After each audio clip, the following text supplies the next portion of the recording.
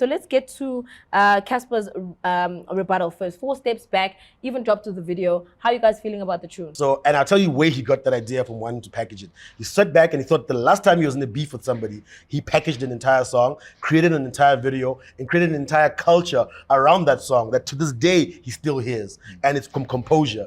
And he thought, I'm not gonna make the same mistake twice. Since now I'm being the one who's attacked, I'm gonna do the exact same thing that was done to me. So I'm gonna put it on streaming platforms so I get paid for it. I'm gonna create a video and put ads on it so I can get paid off my YouTube. Everyone else seems to be like just doing it like for free and putting it on right. You know, it's like I'm gonna package it like a proper single and put it out there. So whatever happens, at least I make money from it.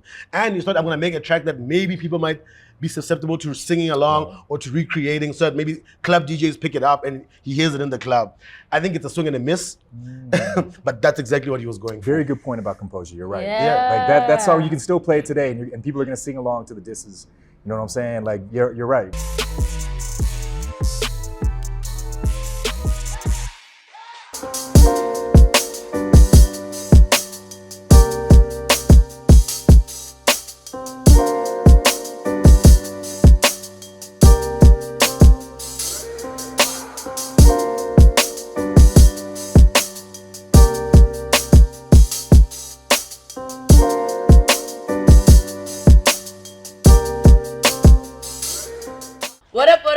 What's hot, what's happening? Welcome to another hot episode of the POPcast. My name is Miss Cosmo, as per usual. Riding with my main man, my homie, Moochie. Summertime Moochie. I came up with the shorts today. Don't play with me. Don't play with me. I only put the socks on for safety because, don't show people things done and all. Because you don't know what the Bunsi is saying there. The toes have been marinating all winter. Yeah? We let them breathe a little bit slowly. Yeah. First we say shorts, then we say slippers, and then we let the Bonzi out. Yeah, so hopefully he'll go for a pedicure before he does that. Anyway, we are joined by my brother, Akio. What's good? What's good? What's hot? What's happening? Great to be here. Great to be here. Good to Thank see you. Good to see you in South Africa because you're always busy in guy. and out. That's how I want it. You must, every time you see me, you must be like, I didn't know if you were here. That's how I want it. Yeah. Mr. If there's one person who abuses his passports, it's this guy. Straight up. You know what I mean? Straight He's got that American thing happening. Yeah. He's also got the Japanese thing. It's like, hey, Facts. all over the world, I'm inside. Shout outs to you. And also, Thanks for joining us. big ups also to your event that you had this past week, Strictly No doubt. Soul. No doubt. Thank Apparently you were hosting out at the Polo. How was that? Yeah, it was amazing. Just like, the focus that we've been having is like very R&B based right now. Because I've always been an R&B thug. Like low key, hip hop was my come up, but always deep down R&B thug. So really try to focus on the R&B elements of the music scene, and we got an opportunity to host it, the marquee at the Polo with Heineken, which was dope. Yeah. So I'm sure all the old school souls were also enjoying They that were. as well. But when he's like, I never thought hip hop could take it this far. I'm like, I never thought R&B could take it this far. Imagine, we're doing this with R&B. Yeah, it's crazy. That's nice, man. Awesome. Shout outs for that. And today we're shooting out in Midrand at a place called Recharge Braai Lounge. This is one of those summertime venues, one of those places that just rock every single weekend. I've played here a couple of times as well, and I think people need to come out here and check out the Braai meat firstly because it is impeccable, but also over and above that, entertainment. The space is really dope. It's nice and central. It's right off the highway. So come through and check it out, Recharge Braai Lounge. All right, so obviously getting into what else was happening this past weekend. Amafest taking over the UK as per usual. This is the second year running. And of course, a lot of our South African artists were out there performing at Amafest. And also got to notice that Uncle Waffles got herself a young residency, BBC One Radio. She is going to be doing a mix for them for the whole of September, which kind of begs the question about how South Africa's kind of grown over the years. I mean, everybody's marveled about how Amapiano's kind of taken it to the rest of the world right now. Do you think some of these opportunities would have been available to other types of genres if it wasn't for piano taking it to the world? I don't think so. I think because with piano, it's a very unique South African sound. Yeah. I think that, there have been other opportunities. If you look at what Black Coffee's done, I just maybe think he wasn't given the platform in terms of being able to speak about it. Black Coffee's not really that out there guy. You know what I'm saying? He's not that savvy person. While Waffles is like that package. You know what I'm saying? She's young. She's got those opportunities. I think that she also represents the genre. I think more than anybody else. I've been all over the world and like people can't recognize Maphorisa, but they know immediately who Waffles is. You know what I'm saying? Yeah, that's crazy. I think it's dope. I think what Amapiano did is they branded it very well and they put faces towards it. You know, people love to see a face when you speak about a genre. Sure. And when we think about music in the UK and you think about your Skeptas, when you think about America, you think about a whole bunch of guys, whether it's hip hop or R&B, everything has a face, is very well branded.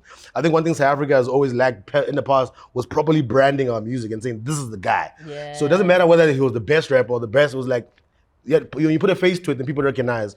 So I think Amapiano brought that. It brought characters to it. And Uncle Waffles is probably one of the strongest of characters that has come out of the genre. People are falling in love with her before she even jumps on stage. She's a phenom online. So I think what you're saying about her being a full package makes sense. Yeah. And her marrying with BBC after doing so many shows out there makes sense. So shout out to Amapiano, man. Everything that they've been doing. Yeah. And you can see hip hop is catching that little slipstream. And the guys are showing up there. Like you're saying, Ama Fest, Casper was the headliner like he was last year. So I think it's all working well for the guys that are keeping busy, and this is not the time to like be slacking on yourself. I think you're gonna just get right behind that low slipstream and be as busy as you can right now. Yeah, I think also if you look at what Amapiano's doing, the marketability of it now, I think that you even kind of owe a little bit of it to South African hip hop. You know what I'm saying? If you look at like the way that the DJs and the artists are like acting, and we're talking about building characters, building these personas. Yeah. If you look back to like Deep House, and for me, I look at when kind of to a certain point, culturally, hip hop overtook Deep House. It never really did, maybe in terms of like music plays, but culturally it did. Absolutely. You know what I'm saying? And it's what I mean by that is like you go back, and it's not to focus on Black Coffee, but nobody cared what kind of shoes Black Coffee was wearing. Nobody cared about his fit. You know what I'm saying? It was rappers that really brought that in. Yeah. And if you look at all the Amapiano guys, they're behaving like rappers. The way 100%. That they handle the culture and the way that they become superstars is very, very hip hop. Yeah. You know, and they're very lyrical. Yeah. A lot of the guys are very lyrical as well. But Amapiano culture is very closely married, right, to hip hop culture. But my thing is now, what is hip hop not doing for them to kind of still jump on that bandwagon? Because as you're mentioning, some people might not have bothered in the past about what was happening in South Africa, but people like Black Coffee are the ones who kind of broke open that seal to say South Africa is a place for people to pay attention to. And obviously that made way for the rest of Amapiano to also then kind of enter in, because Black Coffee also did have a residency at some point on BBC as well. But now it's as if like there's this lag where hip hop is just not able to kind of jump onto it. It's like we're scared, but we're not scared. We're confused. We don't really know which direction to kind of take. Sure. And how do we take the opportunity to also run with it, to say South Africa's got Afro-tech, it's also got Amapiano, but it's also got really dope local hip hop? I think the way that you got to look at it, it's kind of a reset button with hip hop right now, the way I look at it. And if you think about how Amapiano came in like 2 years ago, the way I look at it is like when the US left Afghanistan and the Taliban just wiped out everybody. You know what I'm saying? Everybody.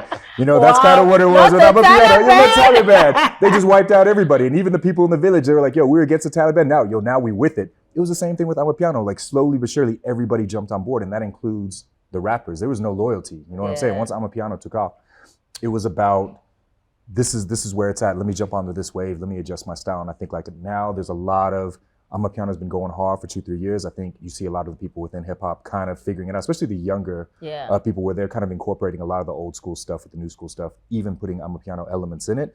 So I think that hip hop kind of just, I think it kind of killed itself to a certain extent. Amapiano just put the death knell on it. Yeah. And now that's an opportunity for hip hop to kind of come back with a bit of a rebirth, you know, a new identity. And of course, it's dance music, man. It's just, it's hard to fight the monster that is dance music around the world. It's easy to market, it's easy to ship around. Everybody likes to have a good time at clubs. The type of music that people don't pay too much attention to. It's all about the beat, the rhythm. Yeah. So we've always been good at exporting that because we're so good at making dance music. And Black people everywhere love to dance. And the African sound, yes, is done so well off the back of Afro pop and then Afro beats and now Amapiano. It seems like hip hop just has its own pocket where I feel like it needs to find being comfortable. You don't have to compete with Amapiano and dance music, because I feel like that's just like a losing battle, but find your own identity and be able to stick in that lane properly. So maybe the rebirth or the reset, what you're saying, will be interesting to see what guys do with this and then try to mold themselves differently or market themselves a little bit differently so they can also benefit from all this. 100%. I do think local hip hop also just needs to start making happy music again. Yeah. I think it also started getting a little depronyana. Guys, we are a dance nation. We just want to dance. Make us dance with a hip hop beat. I mean, that's what we were doing 5-6 years ago. Let's smile and make good music. People rapping about trap houses. They've never been in a trap house in their life. I mean, I hear you. I hear you. And we have to remember, stay out of America's lane of hip hop in that topic. Sure. The gangster music, the trap music, the in the club with the bitches and like stay out of that because that part is real. That part is real, I guess. The party, that is the hip hop lifestyle. But we have to stay out what Americans are talking about, especially what their street culture is like. We can't jump onto that lane because they feel like they do it better than anybody else. For sure. So trying to impress them by saying, let me tell you about South African street culture and our gangster. People are like, kill that noise. We have enough of that this side. So I have to think about presenting a new argument. And what's the thing? Make dope club and party music that people can just be like, wherever I'm at around the world, I can bump that track. If you think your music is not very, it's not going to be taken very well outside of your own hood already, maybe that's a failing strategy, if that's your plan anyway. Yeah, and I think right now, just in a sense of what I've seen shift musically is, like even from a DJ point of view, like when we were coming up, it was like, what side of the musical track are you on? Yeah. If you were hip hop, you couldn't be house. You know what I'm saying? Like you had to be one or the other. It was almost like a battle, you know what I'm saying? But now everybody's playing everything. Like if you can't play 3 or 4 different genres, you're not getting booked. And I think if you look at hip hop and rappers as well, I think the music that they're producing is also very similar in a way that their musical influences are all over the board as well. So I think that they have a bit more freedom to produce these type of songs. They can go more dance music, have happy music. They can also do slower tracks as well. But I think that the musical landscape has changed where artists have more freedom. 100%, man. Talking about artists who have a little bit more freedom, obviously that brings us in a space where people are collaborating a little bit more, and that usually is what brings different types of genres and different types of sounds to, kind of take things to the next level. Somebody who's always kind of explored with her music is Toya DeLazy, but people kind of asked her like, okay, but girl, where you been at? What's been happening? Are you still collaborating with South African artists? Because there was a point where she was based in the UK. And she was like, the reason why I don't have that many collabs with South African rappers is because they showed me flames. She says, "Sakhipha ingoma yaculwa yedwa estadium ngikhona." Basically translating to, she was there at the stadium, a song was performed, she wasn't asked to jump on stage to perform. And I think for her, she was like, where's the camaraderie in the collaboration? It's the Casper song. I mean, at the stadium, get a song with Casper. She's talking about Casper, so let's just, in case for anyone out there who's wondering. So what does that kind of bring then for a collaboration perspective? Is that burning bridges, or is that one of those things where you're using this person because you need the feature, but you're not going to put them on when it's time to make the bag? So just so I'm clear, the news flash on this is, the headline is rappers are selfish? Yeah. That's not news. We've known that. I mean, we've been in the hip hop industry. Rappers are the most selfish people we know. Yeah. It's, I'm not. That is an extra level to perform her song and not even just call her, unless he didn't know. Did he know? Did we know? I'm guessing she was invited. If he didn't know, then maybe. But if he knew she was there, then. Why would you not know? I'm just not. Surely she's in we don't have all the information.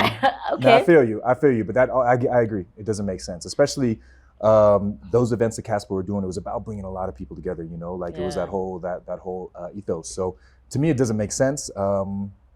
But I don't get it. Outside of but him, rappers are selfish. We know that. I also don't want it to kind of circle only just around him. I have also kind of experienced in the past where I've been to shows, I've been to festivals where that 2 people are on the song together, but then they're arriving at the same time. They're both backstage, but they're not performing at the same time. So that's the classic. And it's do you not want this performance for your fans? Do you not want to create that moment? Because now you're just selfishly saying, okay, but I plan to perform it in 30 minutes time, so I'll just perform it then. So you're just performing your one verse when the other verse was performed an hour before you.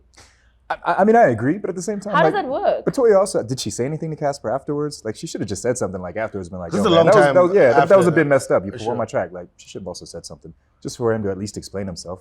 This dude is also producing a stadium show. There's a lot of things going on. Maybe he missed it, but he should. I'm not saying he.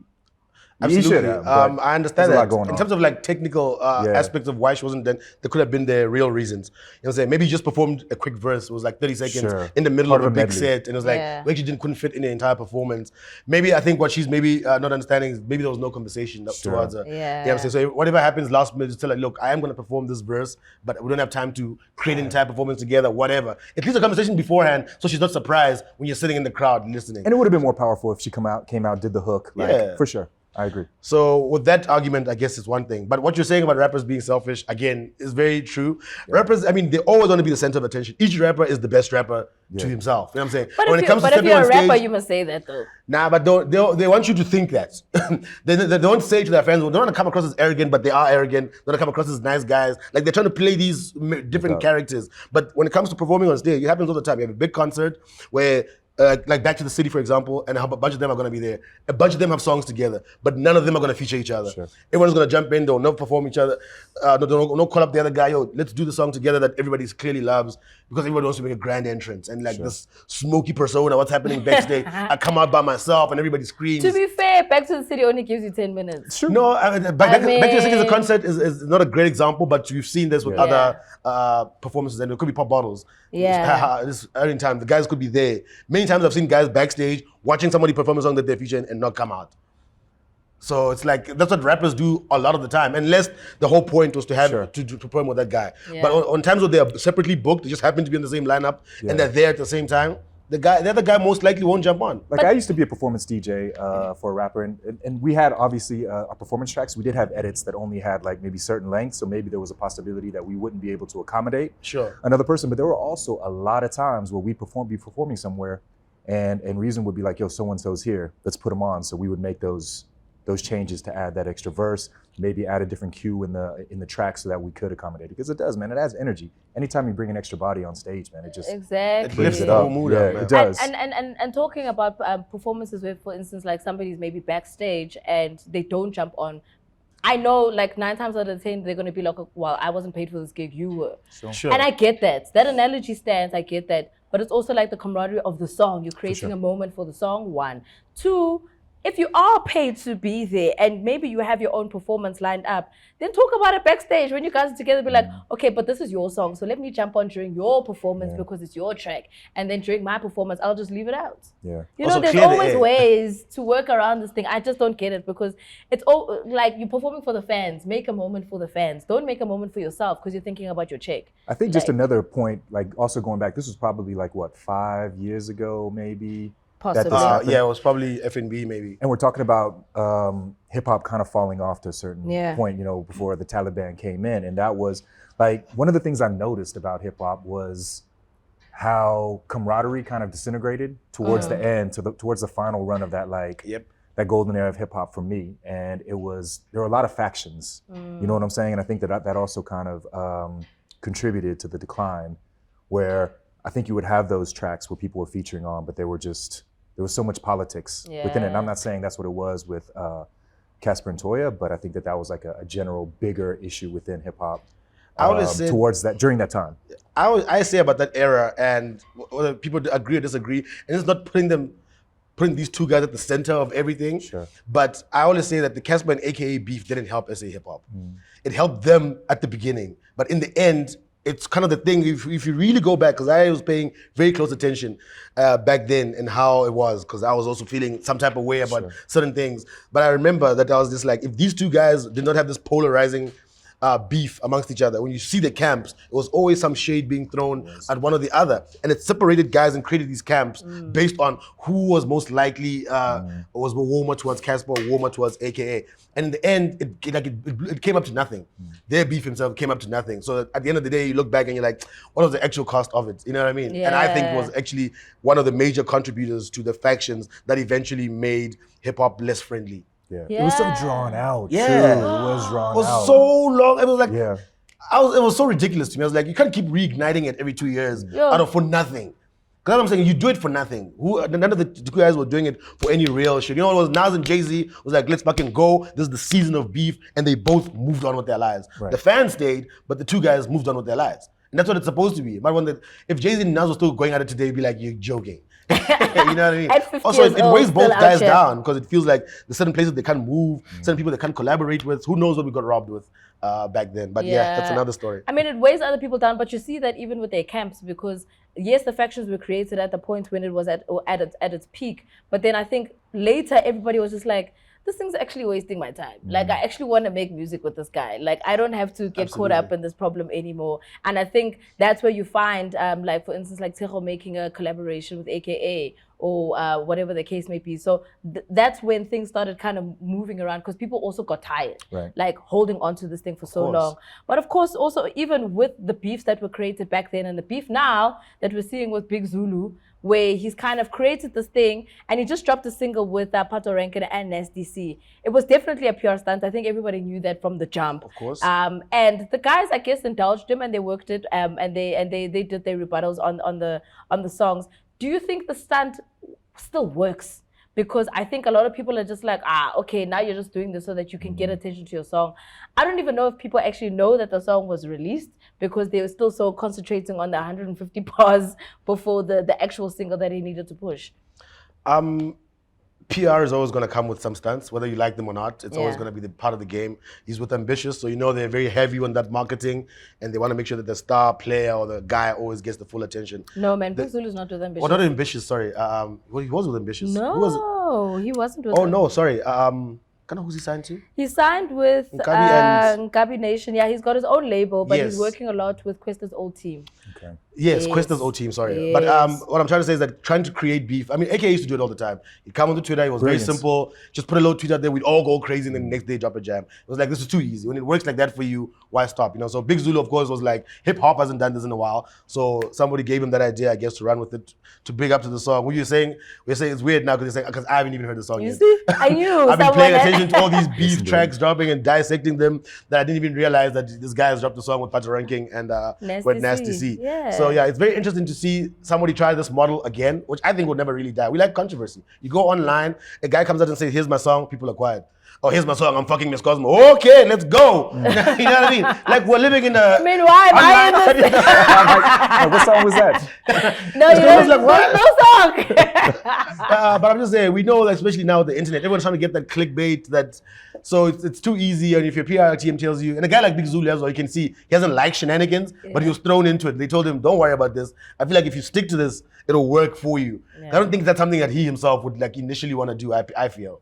I think that it's a win. Sure. I think it doesn't matter whether we listen to the song that he's dropped. I did, but at the end of the day, the story is the diss track. Yeah. And in this industry, like the amount of money you make isn't necessarily linked to a specific song. It's linked to your presence. Of course. Your social media presence, your celebrity status, all of those types of things. So for me, it's a win. And I think also for hip hop, it was a win. We got some rebuttals. We got people talking about rapping again. Like, to me, it was kind of exciting. And it wasn't like personal beef. You know what it seemed like? It was rap beef. You know what I'm saying? It was rap beef. So for me, I thought it was a win. Like for me, PR was a win. Like did it translate into interest in the song? I don't think it did, but I don't think it needed to be honest. Yeah, you know what? And I think with what Big Zulu was trying to do, it also made sense even for himself and his branding, because I think he was trying to remind people that he's actually a battle rapper. No doubt. Yeah. And people had forgotten that because he was doing a lot of the Afro pop for like the past year or so. That's where his sales were kind of coming in from. And for him to drop a hip hop song, I think he needed to be like, but I don't want it to be weird to my new fans, but I also need to remind my old fans that I still got it. And that's why he did the beef song. The new song, however, is obviously out now. People maybe might not be giving it as much attention as they're still giving the 150 bars. I do think it's a worthy song to check out. And that's probably also why he was being so nice to Nasty C on the beef track, because I mean he's featured on the new song. Right. You know, so he needed to, you know, play his cards right on that one because he still needs to push the single. But it's got a nice vibe to it. I mean, I dig it, but you know, other people can check it out. Hey man, I'm saying whatever works for you at the end of the day, push it. You know what I'm saying? Yeah. So if it's getting him out there, I mean, we're talking about Big Zulu. It's been like 3 weeks straight Yeah. of us talking about Big Zulu, which I can tell you didn't happen 3 weeks ago. Yeah. So it's just one of those things. He needed a marketing situation to get himself. It's summertime. He's trying to be outside, trying to get these bookings, trying to release new music. Why not do it in the way that he knows best? Yeah. Which he took it to the raps. So I have to respect that at least. Yeah. 100%. I mean, the diss track to me is bigger than the song itself. The song itself is cool. It's like a Pop Smoke type beat. You know, Yeah. I don't really. It didn't really grab me. But you know, maybe it's something that's gonna grow on me. But I was a little bit. I wanted something more. You know, when you're gonna create that much hype about a song coming out, I wanted something more. But you know what? I do think because he created the beef, at least people are still gonna check it out, Sure. as opposed to just dropping it and it like fizzling out completely. So he's still gonna get some ears, which is what matters at the end of the day. So hey man, every strategy kind of counts on this one. One person who always gets a strategy right though is KO, with regards to dropping a song. Said there, which he was like, yo, you know what? This is the next hottest single. You guys need to check this one out. He says that with every song. But I don't think we realize the magnitude of this specific track. Okay? He dropped Said there featuring Blackie and Young Stunna. And the song went gold in 2 weeks. Amazing. 2 million streams. The fastest and a South African song has actually gone gold in history. So I think we need to, you know, give flowers to KO. Shout out to shout KO. outs, man. I think we speak about KO a lot. He's been quite busy this year, Yeah. dropping music, whether it's him and his camp, Skanda. So it's good to see that he's still in tip-top shape. And also, he got himself nicely involved in this beef. Also very smart, because he knew exactly what was going on. He's at album rollout. He took, you know, an hour out of his day just to spit some bars as well, knowing that so far all the tracks we've been hearing from this are very have that nice melody to it, very similar. We haven't heard any hard rap track yet. So maybe even to just let the hip hop fans know that, yo guys, I can still do this. Yeah. So whatever that you're hearing, know that you don't let the two, don't be at two minds about me. I can still rap, but here's the dope music that's coming for the summertime. Shout out to him and Young Stunna, as well as Blackie on that track. Young Stunna, who I thought is just, I don't know, flowing like an angel. It's incredible. on that track. Like whoever A&R'd that song, I'm just like, it works for everybody. What I really like about KO is, I mean, he's obviously a versatile artist. If you look at even what he did with Tear Gas, and then when he transformed in like a rapper, and now he's kind of on the Afrobeat side on this track, what I like about him is that he can change his style without coming across unauthentic, which is very, very difficult. You see a lot of artists, they jumping on this, and you're like, it doesn't really work. It doesn't sit. But with KO, he manages. I think it's representation of like the talent that he has and the versatility that he has. And for me, Young Stunna just killed it. He's like on that, sounding like Omala, Omale on that. Like it's just like, it's so, you can play it anywhere. Like I could play that in Europe, I could play it in the States. Like it's such a beautiful track. Like I love that song. It's amazing, man. And I like you're talking about KO with the work rate. I think he's also figured it out, in the sense that the reason why also Amapiano is also pushing the way that it is because they're not sleeping and saying, I'll drop a song in the next 6 months. He's saying, now's the time, let's go. And we've had so many releases from him this year because he's trying to stay top of mind. And even with the beef, where he said he wasn't gonna entertain the beef with Big Zulu, and then he was like, actually, let me jump on it because a week later I'm gonna drop the song. And and it did exactly what it needed to do. So big ups to him for also having the foresight to understand where he's placing himself within the hip-hop space, but also within the music space. And can you imagine what a mindfuck it is for Young Stunna, who almost 2 years ago was a nobody. An up-and-coming hip-hop artist who had nothing to his name, just trying to break himself into the industry, didn't know what he was going to do. 6 months later, his life has changed by Kabza De Small. But as a hip-hop artist originally, and now you're making a hit song with KO. Can you imagine how his mind is just going crazy right now? Like, yo. And he obviously then was one of the people to take it to the top. So the song is beautiful, man, and it's definitely deserving of going gold in 2 weeks, you know? Absolutely. And I mean, what a cheat code from KO. When you see the track and Young Stunna, you think, oh, is KO going to try and make an Amapiano track on his album? And then you listen to it, you're like, it's not an Amapiano track. And that would have been the easy thing to do. Using Young Stunna, the hottest Amapiano artist right now, to be like, let me just make an Amapiano track, get this shit over with. He said, no, I'm going to slow it down a little bit and do something and show you even the versatility of this artist themselves. So I love the bravery that he did with this track because it turned out so beautiful. I also love Blackie's part as well. Like, just again, it shows his versatility as well. Like, the whole song was just, like I said, shout out to whoever A&R that song, man. It was really dope. And going back to like what you're talking about, the rebuttal to Big Zulu, what I loved about KO was how quick it was. And for me, when it comes to like diss tracks, like I love when it's, you hear it 2 days later or the next day, you drive that. That's how it's supposed to be. And I think, when we look at Casper, it took so long for it. And I'm not saying anything like bad against Casper, but like when it takes that long to come up with a rebuttal, It doesn't need to. It doesn't need to be that contrived. Yeah, like just absolutely. we want to hear what's coming immediately. And you people know? were saying the same thing to Duncan as well. They were just like, "Oh, my brother, are you going back to rewrite your verses? Yeah. What's your story? Like just because you heard KO and you heard Questa, now you're shaking." So yeah, you're right. It needs to be quick. It needs to be on the bat because you also it shows that you're also understanding that you are a battle rapper and this is what you're coming in with. This is your skill. Otherwise, you might fall victim to getting back to back. Yeah. Remember what Drake did to Meek? He dropped his diss track and he was waiting for him. And then he dropped another one, say, it's been 4 days. I mean, that was peak disrespect. And I know Meek definitely felt it in his camp. And it took a punch to the gut for him, you know what I'm saying? Because back-to-back was even harder. It was even harder. Oh, it was even harder than the first one. And he put that on the streaming platforms. Yeah. It was number one. It was Yeah. just like, no time to listen to what Meek had to say anymore. I could play that in the club and everybody would sing along. To this day. It's one of those. World like a tour, composure your track girls as well. tour. Oh, come on. Yo. So it was it was too much. So that's why you want to overthink it and feel like, what are you creating, my brother? Let's just go toe to toe, as if we're having a live battle. You know what I mean? Yeah, man. The music will always kind of get us a little bit excited. There'll always be something to kind of, get our juices flowing. So please, guys, if there's another biffnya or something, just stop what you're doing. Drive home, get to a studio, lace it out, and release same time. Don't think too much about it. Just give us your best bars, and that's exactly what the game is looking for right now. But of course, even from a hip hop perspective, just release the music. Don't wait. Don't give us stories. Just release. That's what KO's doing, and that's why he's top of mind right now and doing such big things and going gold. So shout outs to him and his team for that one.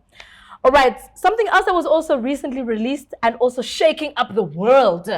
And I mean shaking up the world because anybody who is an original Lord of the Rings fan right now is just oozing and literally just gripping at the show. Rings of Power is officially out. It is on Prime Video. You need to check it out. 2 episodes dropped this past Friday. They were supposed to only drop 1. But they were like, you know what? Because you guys have been waiting. I think they announced that they were going to be doing Rings of Power in 2017. Yeah. So it's been a 5-year wait for the season. Seven episodes out. Well, 7 episodes for the season, but they're dropping them 1 each week. And they gave us 2 for this week just to, to get us ready. Did you check it out? I did check it out, and I'm loving it so far, man. I mean, I love the Lord of the Rings original, by J.R. Tolkien. I've never read the books myself. I know there's some split between the guys who watch the TV versus everybody who reads the books. That's a conversation for another day. But as someone who's seen the visuals, absolutely love Lord of the Rings. So I was very excited to see this show. And also like the resurgence of this whole mythical world, taking it like 1,000 years back, or I don't know how far back they've gone to retell the story. And of course, it is Prime Video's statement in the streaming platforms. They're making a big statement because it's the most expensive show ever created. And it's being billed as the most anticipated TV show of all time. So everything in the marketing around it is not some small, not trying to see how people feel. They're saying straight off the blocks that, look, we feel like this show is going to change things, and we feel like nobody has ever done what we're doing before, at least financially on that side. But so far with the visuals, oh my goodness, let me tell you something. And of course, financially, they've got the backing because Jeff Bezos just said, don't worry about it, guys, I got you. I think it's also because he's a Tolkien fan. So for him, this was an easy sell for him. $465 million spent on season 1. Apparently, it's been pegged to be released for 5 seasons. Yeah.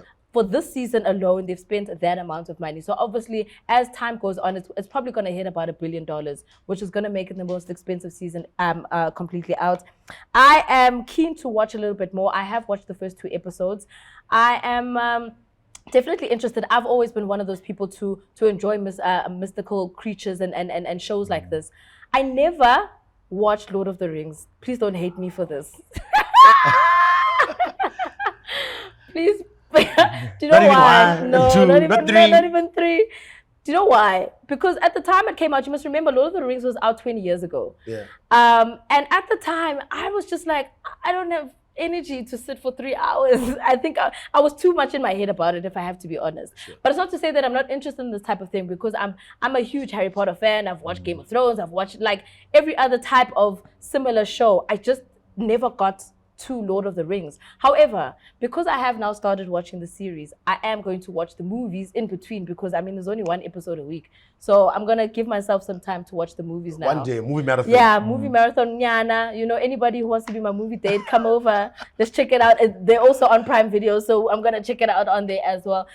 So yeah, subscribe, watch it every single week. I know there has been a couple of conversations on social media since the 2 episodes dropped this past week.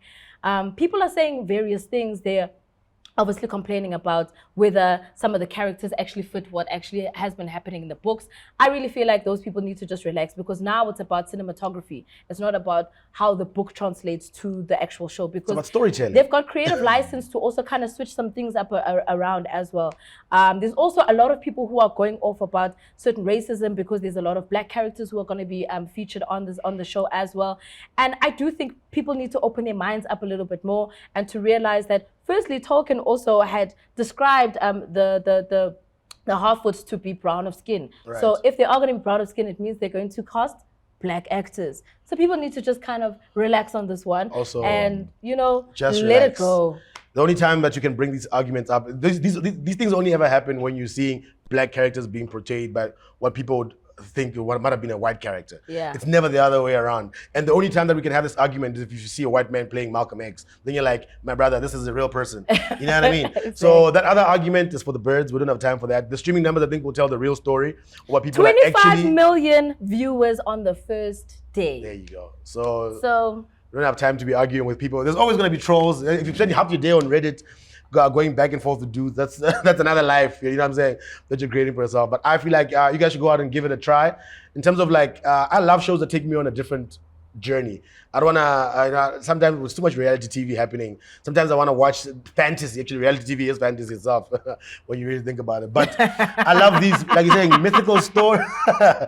Maybe this is more realistic than reality TV you guys are watching. Yeah. But go out and give it a try. Come back, tell us in the comments what you think about the story, what you like about it, what you don't like about it. And yeah, let's keep it pushing. And of course, also you can join us on our space that we will be hosting on Twitter tomorrow, just to kind of have that conversation and see what we'll be anticipating for the next episode. Akio, are you a fan of Lord of the Rings? You looked at me with major fan, with like heartbroken. Yeah, but then when you said it was 20 years ago, then I was like, maybe it's a generational thing. I am a little bit older.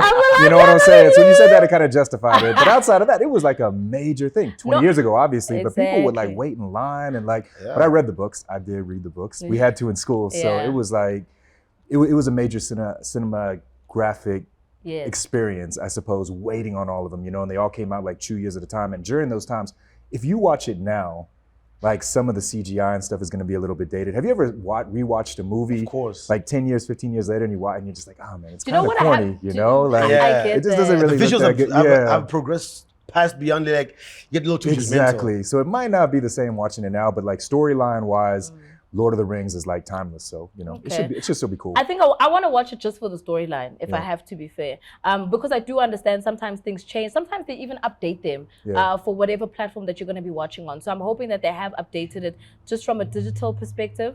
But either way, I am going to take the time, maybe in the next couple of weeks, just to make sure I watch all 3 movies. It's not that I wasn't aware of how big it was. Okay.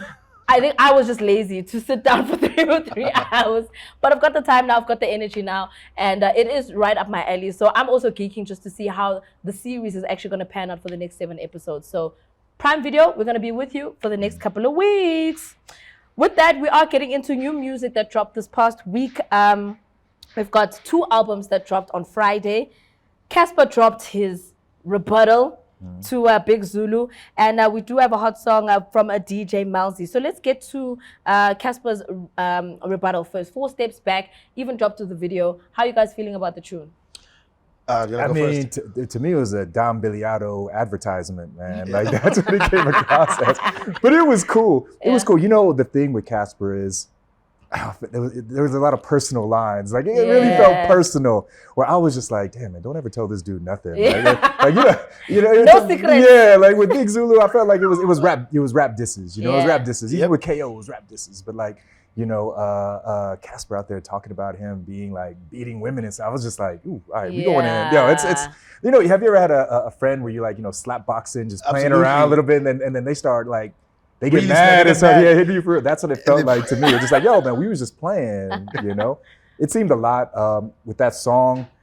I also, like I mentioned earlier, I felt it took a long time for it to come out. So if it's going to take a long time, like, it must just be thorough as fuck. You know what I'm saying? And it was okay. It was okay. It was all right. Yeah. I'm okay. So in my opinion about this in 2 ways, right? I want you guys to follow me about this a little bit.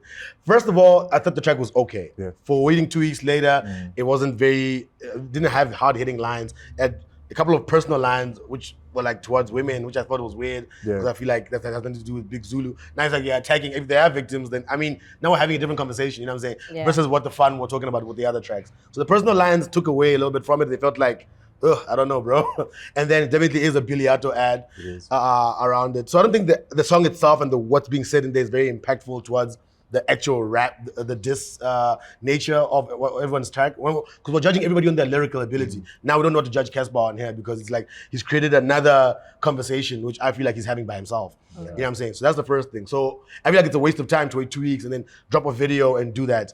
But I'll tell you, it seemed like they wanted to package it before they released it. You know what I'm saying? Yeah. So, and I'll tell you where he got that idea from wanting to package it. He sat back and he thought the last time he was in a beef with somebody, he packaged an entire song, created an entire video, and created an entire culture around that song that to this day he still hears. And it's composure. And he thought, I'm not gonna make the same mistake twice. Since now I'm being the one who's attacked, I'm gonna do the exact same thing that was done to me. So I'm gonna put it on streaming platforms so I get paid for it. I'm gonna create a video and put ads on it so I can get paid off my YouTube. Everyone else seems to be like just doing it like for free and putting it on you know, it's like I'm gonna package it like a proper single and put it out there. So whatever happens, at least I make money from it. And he thought I'm gonna make a track that maybe people might be susceptible to singing along or to recreating, so that maybe club DJs pick it up and he hears it in the club. I think it's a swing and a miss, but that's exactly what he was going for. Very good point about composure. You're right. Yeah. Like that song, you can still play it today, and people are gonna sing along to the disses. You know what I'm saying? Like you're right. I didn't catch on to that. So shout outs for catching that, Sipo, because I actually didn't realize that he was trying to commercialize, and that's why it took him so long for him to release it. Talking about the track itself, you're right. I think it's okay. I think he could have gone a little bit harder, or he could have gotten a little bit more hip hop with it and not been so personal. And it's also tricky now because I think a lot of people are also starting to sit back and be like, okay, but now if there's gonna be diss tracks, are you always gonna get personal? Because I don't know if people are actually going to now engage him in the next one, because that's kind of his direction. Because he did the same thing with his return with AKA, where he got a little bit too personal. Too personal. So, for me, it was like a weird level of personal. It was. You know what I'm like saying? for me, like even in this song where he's like, situation tighter than your jeans. For me, I laughed more at that line. Because I'm like, yo, Big Zulu do got some tight ass jeans. Like for me, that made me laugh more than like, or that was more impactful than a lot of the other more personal. The other stuff, I was just like, okay, I don't know anything about that. You know, I'm with you. Because my thing is about it, like exactly like when you say the line about women, it's like it's weird. Because let's say, like we say, composure, you can still play it, right? Because the track flows so nicely, and also AK doesn't sound angry there. It's not like he's talking to his little brother or his homie who he's not just no homies with anymore. You know what I'm saying? Like just taking you through the storyline. You know, me and Akira used to be cool, but we're not anymore. Where it's like, fuck your motherfucker. It's like, goddamn, bro. Like, doesn't show any sort of lyrical ability. Those aren't sing-along lyrics. That's hunger. And what are you supposed to do? Pause when you say, I beat the case, you beat women. Like, are we supposed to sing that in the club? Drop on that. You can't do the drop on that in the club. So that's immediately off anybody's playlist. So what he was trying to do, I see it. But his execution just lacked so much. Because like, if you're going to do it that way, he's put this much effort shooting a video and everything, marketing it in the way that Casper usually does. But then you hear it and you're like, what are we supposed to do with this track, bro? For me, it was a play it once, just to hear it, see what the hype is about, and then video once, song once, over. It's just like, I don't want to hear that again. Trickiana. All right, so some people who are getting a lot more replays this past week is Venom and Shishili's Love is Pain. Their album dropped this past Friday, and I think it also took a different direction to what people expected Venom to release, especially because everybody knows he's a hardcore trap DJ, especially if you listen to him on YTKO, he'll always give us some really dope mixes. But the album is a lot more Afro pop, Afro soul, got a little bit of piano influence happening on that one. I'm loving the album. I know a lot of people on social media are also just, you know, surprised by the direction he's taken. But big ups to Shishiliza and to Venom for showing us why they feel love is pain, because I think that was the direction, you know? Yeah, I think there were a couple things that really stood out for me. Well, one was like when I looked at the track list and I saw the features, it reminded me of a Master P album. Like every song's got 6 features, you know what I'm saying? Like it was just so feature heavy.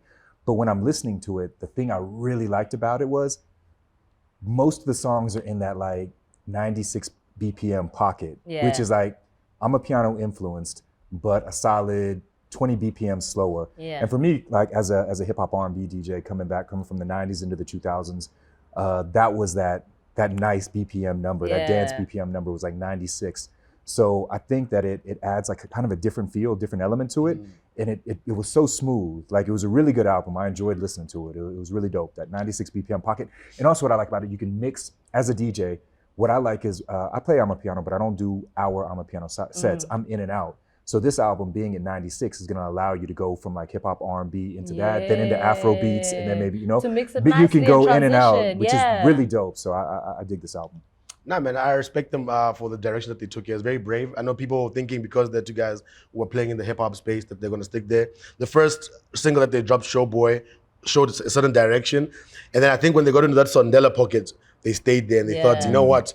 I think all the guys that they had when they went to the camp to go make the album, the songs that were coming out there were kind of setting the pace for them with the vocalists that they had, like Raspy, and how they used her on the track. On various tracks on the album. I feel like that took a a life of its own. Yeah. That's why I feel like a lot of people, that happens a lot when artists go to make a album, they make 1 or 2, 3 tracks, and then one of them really is the track that they kind of stick with as the sound, because they're like, you know what, we're getting not just more success here, but we're very, very comfortable with the sound, and that's how we want to go.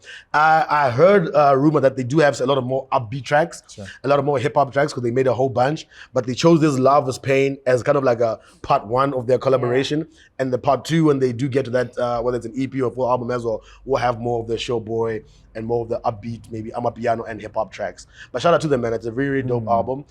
Great for the summertime as well, like you're saying. It's not just like Sunday R&B music. It has a little bit of a tempo to it that you can vibe with. Yeah, and the thing is, if you can play Sondela in the club and you just see the reaction of everybody going crazy, not just the girls, because typically when you play a song like Sondela, you're expecting the girls to go mad. But when the guys are also like, oh my God, that's the pocket you want to sit in as a DJ. That's the music we're going to be playing. That is the summertime fine sound. I agree. You know, so big ups to the guys. They knew exactly what they were doing and they executed 110%. Somebody else who also had a great execution on his album, Maglera Doe Boy. One of the albums that I've been waiting for, like just sitting and waiting, because he's also one of those rappers that everyone's just been talking about, but we've just been waiting for the project. Diaspora also dropped on Friday. Your thoughts? I liked it, and again, it goes back to what I was talking about earlier in terms of these younger kids having a lot more musical inspiration for the tracks. So also, I love that he brought K Jism in. Like, also just big fan, you know, from the old day. Like, having that musical element that he's bringing, that singing is dope. And just, you know, there's like boom bap type beats, there's Amapiano type beats. There's like a lot of different types of beats on there. So I from a hip hop point of view, I like seeing this direction. Also, his voice is very unique as well. Yes. There's a lot of really nice tracks on there. So I enjoyed the album. Yeah, definitely enjoying it so far. I really like Maglera, man. From the time where I believed in him fully when he dropped that verse on Planet of the Have-Nots with Kulichana, and how he was going on there. That opening, it was the opening track or the second track, and it was just I thought this guy is very, very talented. Shout out to Kuli as well for always trying to put the young kids on. Mafikeng, or anywhere in the Northwest, he's always pulling somebody up. Maglera is a product of that cosign, and I feel like, first of all, his voice, like you said, man, he has such a unique voice that you want to listen to more and more of him, and how he plays around with it. And when you look at his character, because he's a bit of a small dude, and he has this very deep voice, you know, like it commands attention, you know what I'm saying? So I like that about him. I like how he flows on it. There's some dope tracks on there. Him and 25K are so great together on that one jam. So yeah, I'm excited to see the entire rollout of the album and to get into it a lot more. But so far, absolutely loving the sound, man. There definitely has to be something in like the genetics of the really skinny guys from the hood with the deep voices, because Questa and Maglera have just got this thing where you're like, but where does your voice come from? Because when you meet them, you're like, actually.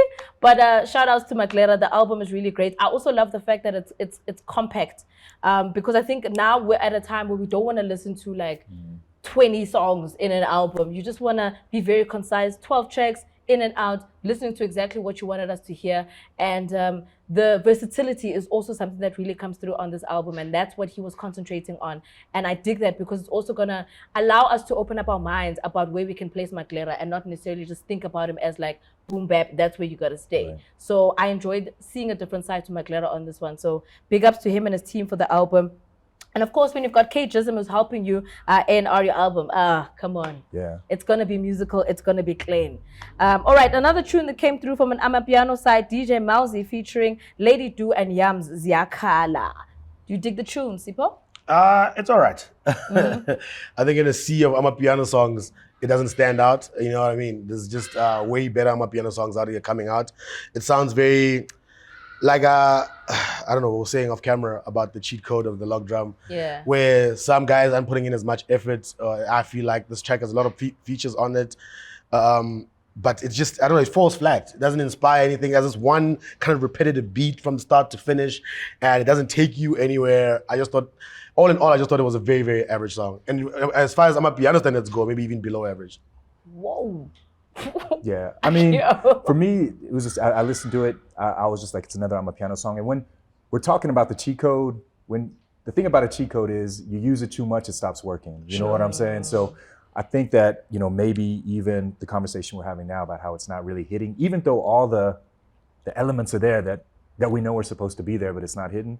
And then we're talking about Venom's album as well. Maybe this is signifying like a bit of a shift in Amapiano as well, which I'm looking forward to. Like, I love how the genre is becoming more versatile. Yeah. So I think maybe it's good that you just can't do the same formula and it's gonna hit. Like, I want to see different elements of it. And for me, this was just another Amapiano track. That's a tricky thing for me. I think I've also started feeling a little bit like that with regards to some Amapiano songs. And it's not to say that I'm completely against the cheat code or the log drum, because I understand it's got its necessity in certain songs. Sure. However, it also brings me back to the thing of, okay, but at what point do we now get something fresh? When do we hear something different? Because sometimes I can be in the club and I'm listening to a DJ and I'm like, okay, the song changed now because I'm seeing a reaction in the crowd. Or maybe I'm like, maybe I don't really know. It all somewhat sounds the same, or maybe like how the song starts also kind of feels like the same type of vibe. So there needs to be a little bit of a difference or a change. I don't know. There's something that Gabs are smoking that everybody else is not smoking that that he gets. But it's right. about the music, though. Do you know what I'm saying? I mean? It's not he's not trying to sit there and like create something just hot for right now, or try to put, he's in the lab trying to come up with some really, really dope music. Listen to all these albums and it's very well thought out. The beats aren't just, it always sounds like a guy who knows what he's doing, you know what I'm saying? So I feel like if you maybe are liking it a little bit, then go see the guy. And I think he also understands how to use his features, because it's also not a cheat code for you to then say, okay, let me call the hottest person in the game right now and tell them just to jump on. That could be one of the worst features that they could do, because you're not directing it correctly. So I think that there's also a big genius in knowing how to use a person and their strengths to do the song that you want them to do. Yeah, 100%. So I don't know, man. It is what it is, but keep on pushing. Obviously, the music is still out there. We're still trying to hear a little bit more. We're waiting for that summer song that's going to take us all the way to the top. And yeah, man, that is our episode for this week. Thank you to Akio for joining us. Thank you for having guest. me. Yeah. Thank you so much, man. man. It's great to be here. Where else can we catch more of your Strictly Soul and where you're going to be DJing, whether you're going to be in South Africa for December, because, I mean, that's also tricky. In and out. Now, Strictly Soul, we've got an Instagram page, but we all over. We expanding. We've been doing Joburg. Now we're in Cape Town. We're in Botswana now, moving to Durban, hopefully doing the Eastern Cape, maybe Lesotho. Like, the concept was first to be the biggest R&B party in Joburg, then it was to be the biggest R&B party in South Africa, and now it's like be the biggest R&B party in Southern Africa. And eventually, like, we want to move it into like Nairobi, Tanzania. I spend a lot of time out there. So, yeah, man, Instagram is the easiest way. Like, I'll be in and out of the country, but around enough. Like, when September hits, I hate leaving, to be honest. I don't like winter. Because it's warm, yeah. Like, miss me. But yeah, right around from now until April, like, I like to be around. So. Dope. My main man, Moochie? You already know what it Moochie Matters coming up a little bit after DS. Of course, and of course I do have real views. And please do comment, like, subscribe. Join us every single week. As I mentioned, we are going to be hosting a space on Twitter tomorrow, chatting just a little bit more about Rings of Power. So do join us. And yeah, we'll be reviewing the show every single week. So if you are one of those people who are watching the show, just engage with us. Give us some of your comments. Let us know how you're feeling about the show. And of course, we might include some of your comments in next week's episode. Peace out.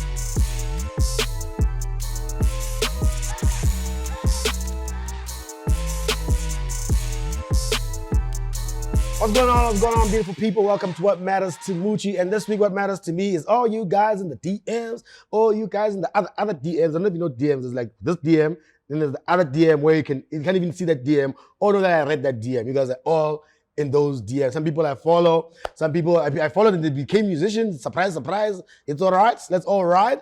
Now, what I want to encourage you guys to do is that, look, I know you guys are going to send you music and tag. I don't want you to feel discouraged or if you like, this is a music show at the end of the day, music news, music entertainment. So we do want to engage you guys and your music and give you guys an opportunity to share your music in a more unique way. We're going to put an email out where you guys can send your email introducing yourself, your team, if you have a team, CC them as well. And then, of course, a small bio of yourself and all your latest music. Don't send us your entire discography. Don't send us your entire discography. If you've been making 21 mixtapes, we don't want to listen to 21 mixtapes, obviously. So just send us just the one album, your best song, your best single, up and coming. Tag us into it, and we're going to try and feature some new music from unknown artists, up and coming artists on our show. On the segment where we speak about new music, we'll throw your music in there and give you our honest opinion. Honest opinion is not to discourage or encourage, I guess. It could work either way. It's definitely to encourage you, but not to discourage you or not to bash new guys that are coming up. Your sound may be still raw. Maybe you don't have the proper equipment. You think the song has potential. As long as you send it, we'll give an honest opinion about it. Just don't ask us after sending it, when will you feature? Leave that part out. Leave that part to us. We'll feature it when we feature it. It's going to be random whenever we can get a chance to listen to people's music, because I know a lot of you guys do send your music, and a lot of you do it in a respectful way. But for all those guys that are just taking chances, taking you everywhere in comment section, when you say happy birthday grandma, and then you come there sharp about your grandmother, but also have you heard my new mixtape? Leave that energy behind. We don't want to deal with that. Let's keep it professional as possible, because that's your first foot forward. So we're going to judge you on that. You know what I'm saying? This is not it's not idols or anything. We just want to hear dope music. So if you have dope music to share it in a respectful way, and we'll try our best to give it our air. All right, that's what matters to Moochie. Yes, sir.